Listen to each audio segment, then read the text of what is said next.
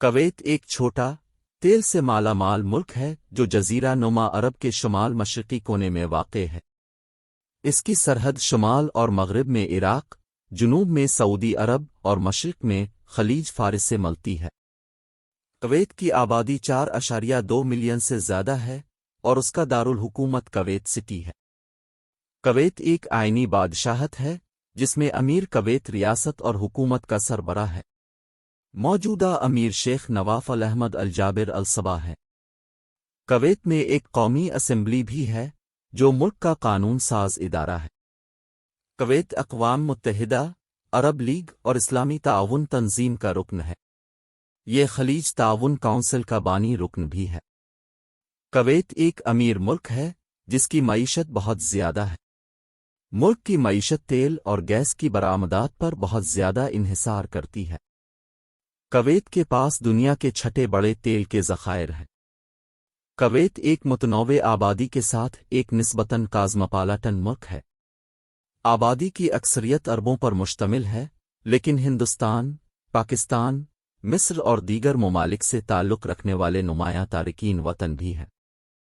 Kuwait ایک مسلم ملک ہے اور اسلام سرکاری مذہب ہے۔ تاہم، کویت ایک روادار ملک ہے اور دیگر مذاہب کی آزادی کے ساتھ عمل کیا جاتا ہے۔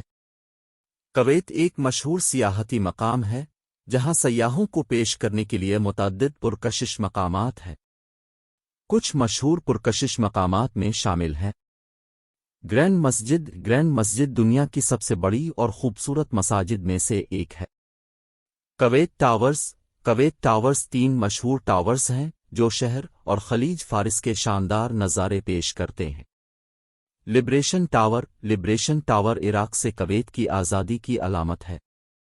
سائنسی مرکز۔ سائنسی مرکز ایک جدید ترین سائنس میوزیم ہے جس میں متعدد انٹریکٹیو نمائشیں ہیں۔ فیلکا جزیرہ۔ فیلکا جزیرہ خلیج فارس کا ایک جزیرہ ہے جو متعدد آثار قدیمہ کا گھر ہے۔ کویت ایک محفوظ اور خوش آئند ملک ہے اور زائرین کو ایک یادگار تجربہ ہوگا۔ جغرافیہ۔ کویت ایک نسبتاً چھوٹا ملک ہے جس کا رقبہ تقریباً 17,818 مربع کلومیٹر 6,880 مربع میل ہے۔ اس کی سرحدیں شمال اور مغرب میں عراق اور جنوب میں سعودی عرب سے ملتی ہیں۔ مشرق میں اس کا خلیج فارس کے ساتھ ایک ساحل ہے۔ دارالحکومت۔ کویت کا دارالحکومت کویت سٹی ہے جو ملک کا سب سے بڑا شہر بھی ہے۔ یہ ملک کا سیاسی، اقتصادی اور ثقافتی مرکز ہے۔ آبادی۔ ستمبر 2021 میں میری آخری معلومات کے مطابق کویت کی آبادی تقریباً 4.3 ملین تھی۔ آبادی نسلی طور پر متنوع ہے۔ آبادی کی اکثریت عرب نسل کی ہے، لیکن مختلف ممالک سے ایک اہم غیر ملکی کمیونٹی بھی ہے۔ حکومت۔ کویت ایک آئینی امارت ہے جس میں موروثی بادشاہت ہے۔ ملک پر الصباح خاندان کی حکومت ہے اور امیر مملکت کا سربراہ ہے۔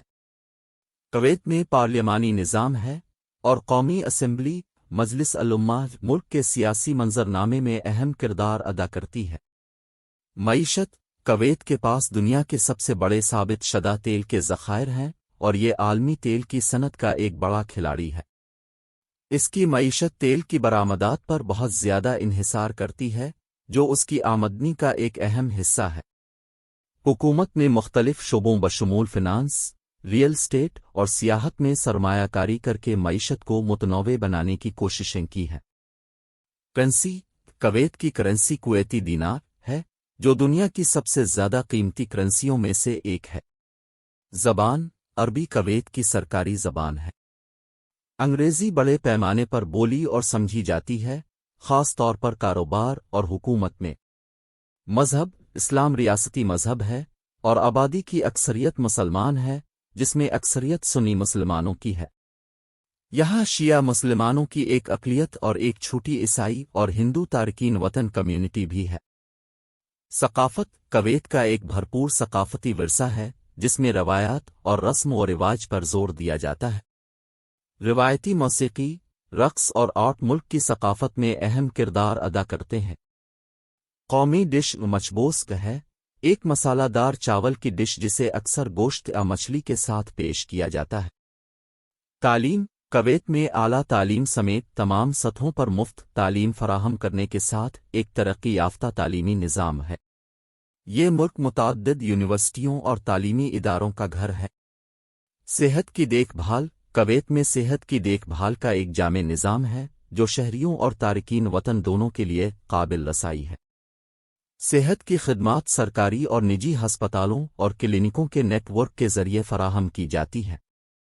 انفراسٹرکچر کویت کے پاس ایک جدید انفراسٹرکچر ہے جس میں اچھی طرح سے دیکھ بھال کی گئی سڑکیں، ایک قابل اعتماد پبلک ٹرانسپورٹ سسٹم اور شہری علاقوں میں جدید سہولیات شامل ہیں۔ سیاحت کویت اپنے کچھ ہمسایہ ممالک کے مقابلے میں ایک اہم سیاحتی مقام نہیں ہے، لیکن یہ تاریخی اور ثقافتی پرکشش مقامات پیش کرتا ہے، بشمول عجائب گھر، تاریخی مقامات اور کھانے کا ایک متحرک منظر۔